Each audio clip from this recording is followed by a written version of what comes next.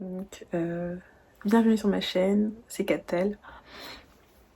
Donc, sur ma chaîne, je vais vous parler d'histoires criminelles, paranormales, d'actualité aussi, ouais, tout ce qui est scandale, etc.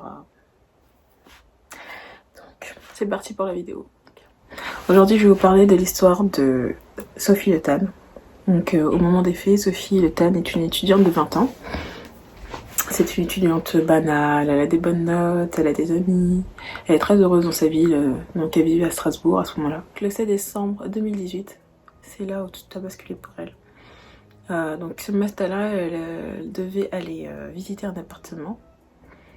Donc elle est partie, donc l'appartement se trouvait à Schiltigheim. Et après, dans l'après-midi, elle avait prévu de voir ses amis, sa famille, car elle devait fêter son anniversaire. Et donc, lorsqu'elle est partie visiter son appartement, on n'a plus eu de nouvelles d'elle. Donc quelque chose qui est très bizarre parce que ça a toujours été une personne qui donnait des nouvelles, elle était très proche, comme je vous l'ai dit, elle était très proche de sa famille, de ses amis. Donc ils ont commencé à trouver ça assez bizarre. Donc ses parents l'ont appelé, ses amis, etc. Rien. Donc c'est à ce moment-là qu'ils sont partis à la police pour informer que leur fille avait disparu. Donc il y a eu beaucoup de posts sur les réseaux sociaux, donc publication de sa famille, de ses amis, de la police. Donc après de multiples recherches, les policiers ont trouvé une annonce immobilière sur internet. Cette annonce immobilière a été assez douteuse. Donc cette annonce a été postée par Jean-Marc Reiser. Donc, au moment des faits, il avait 58 ans. Il était aussi étudiant à la faculté de Strasbourg. Un homme à la dangerosité criminelle exceptionnelle. Voilà comment Jean-Marc Reiser est décrit par un psychiatre qu'il a récemment rencontré. Un homme froid et détaché, explique dans son rapport un autre expert, un psychologue, qui estime que le secteur... Il a un passé un casier judiciaire assez lourd. Donc c'était un violeur. Il avait aussi été accusé de séquestration. Ayant vu son passé douteux, les policiers ont décidé de l'interroger, de fouiller son appartement. Donc ce qu'ils ont trouvé dans son appart, c'était l'ADN de Sophie Le Tan. Donc quelque chose qui l'inculpe direct. Mais ils ont besoin de plus de preuves. Il a fait de la garde à vue, mais on a essayé de lui poser plusieurs questions, il n'a pas voulu répondre. Il n'a répondu à aucune question, il ne voulait pas coopérer. Mais toutes les preuves étaient contre lui. Présent malgré la découverte à son domicile de l'ADN de Sophie Le Tan et de traces de sang, Reiser a toujours nié avoir assassiné l'étudiante, comme il a nié des viols pour lesquels il a pourtant été condamné, ou nié le meurtre de Françoise Aumann, une jeune femme disparue il y a 20 ans et dont le corps n'a jamais été retrouvé. Il a donc été mis en examen pour assassinat, séquestration et enlèvement. 6 mois après sa mise en examen pour assassinat, Jean-Marc Reiser a demandé sa remise en liberté à la cour d'appel de Colmar. Une demande perçue comme un affront par les proches de Sophie Le Tan. Depuis la disparition de l'étudiante strasbourgeoise le 7 septembre dernier, la famille est déchirée par la souffrance. Donc d'après sa version des faits, donc, il avait vu Sophie Le Tan en bas de son immeuble, elle s'était blessée et donc il a décidé de l'aider. Elle s'était blessée à la main, donc elle saignait à la main. Et donc il a décidé de l'aider, donc elle est montée à son appart. Et d'après les dires de monsieur, il l'a aidée à la soigner et puis elle est repartie.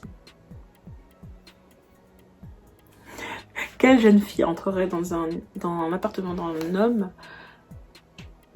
C'est pas logique, ça n'a pas de sens, c'est bizarre. Après je sais pas ce que vous en pensez, mais en tout cas vous allez me dire dans les commentaires en bas. Donc avant ça, il y a eu 2 jeunes femmes qui avaient pris elles aussi un rendez-vous, mais vu l'annonce, elles ont décidé de ne pas partir finalement. Et lorsqu'elles ont entendu parler de cette histoire, elles ont décidé de témoigner, car elles aussi, elles auraient pu avoir le même sort que Sophie. Si je m'en souviens bien, il y avait aussi une histoire qui avait fait scandale sur Jean-Marc Reiser. Donc c'était une jeune femme, je pense que ça s'est passé dans les années 80. Meurtre de Françoise Aumann, une jeune femme disparue il y a 20 ans et dont le corps n'a jamais été retrouvé. Les preuves sont là. Il a été acquitté il y a 20 ans. C'est la vérité judiciaire pour la disparition de Françoise Aumann. La famille de Françoise Aumann est persuadée qu'il a tué Françoise Aumann. La vérité judiciaire fait qu'il a été acquitté. Comme il était acquitté il y a 20 ans, vous ne pouvez pas l'empêcher de se dire « je vais encore abuser la justice ». Donc cette jeune femme-là, elle déposait des journaux et donc elle faisait plusieurs appartements et elle avait fait l'appartement de Jean-Marc Reiser et c'était la dernière fois qu'on l'a vue après ça. Mais pour faute de preuves, il n'a pas été inculpé ou quoi que ce soit. Donc ça n'a pas donné suite. D'après l'Institut national de la police scientifique, les ossements retrouvés collent parfaitement avec l'ADN de Sophie. Donc elle est bien décédée. L'ADN a donc fini par parler. Oui, Alexandra, depuis hier soir, c'est confirmé par la procureure de la République de Strasbourg, vous le disiez, les analyses ADN réalisées par l'Institut national de la police scientifique ont révélé que le profil génétique des ossements retrouvés en forêt de Grendelbruch est identique au profil génétique de Sophie Le Tan. Il n'y a donc plus de doute, le corps retrouvé est bien celui de la jeune fille disparue il y a 13 mois. C'est donc dans la forêt de Grendelbruch que la dépouille a été retrouvée par un gendarme. Il n'était pas en service, il l'a trouvée par hasard. Mener encore enquête, poser des questions à Jean-Marc Reiser, car c'est le seul coupable. C'est la dernière fois qu'elle a été retrouvée, elle est partie... Enfin, il y a des preuves. Surtout qu'on a retrouvé, en fait, c'était une hache qu'on avait retrouvée dans son appartement. Donc, une hache avec l'ADN de la fille, pour moi, c'est assez de preuves, en fait. Donc, j'arrive pas à comprendre pourquoi... Après, c'est vrai que ça prend du temps, le système judiciaire est assez compliqué. Le temps qu'il soit jugé, etc. Surtout qu'il ne veut pas coopérer avec la police. Donc, on verra bien. Mais ça ne fait aucun doute qu'il est coupable à 100%. Donc là, on attend juste son jugement et donc voilà. En tout cas, ça a été une histoire assez difficile, je trouve, parce que ça peut arriver à tout le monde. Surtout que je suis une étudiante, j'ai dans la vingtaine aussi, ça aurait pu m'arriver, on sait jamais. C'est pour ça qu'il faut toujours être accompagné, quoi que ce soit, mais c'est vrai que c'est chiant. Normalement, on ne devrait pas avoir affaire à ce genre d'histoire. Donc, ouais, en tout cas, le seul conseil que je peux vous donner, c'est d'aller accompagner les filles. Spécialement les filles, puisqu'on est plus en danger que les hommes. Donc voilà, et mes condoléances à la famille. C'est aussi vraiment une histoire assez compliquée. Donc j'espère qu'il va être condamné à perpétuité. Non mais vraiment, non, je vais pas dire ça, la peine de mort, on n'en quand même pas.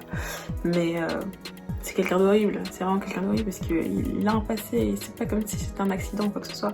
C'est que le mec a voulu, il a posté ces annonces là afin de trouver des jeunes filles, de les ramener. Je pense que peut-être qu'il a violé, on sait pas ce qu'il a fait avec elles. C'est vraiment dramatique. Mais au moins les parents ils peuvent faire leur deuil.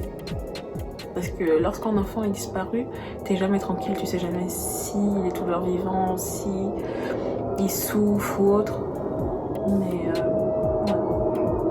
après c'est pas forcément mieux. Ils auraient pu retrouver leur fille, mais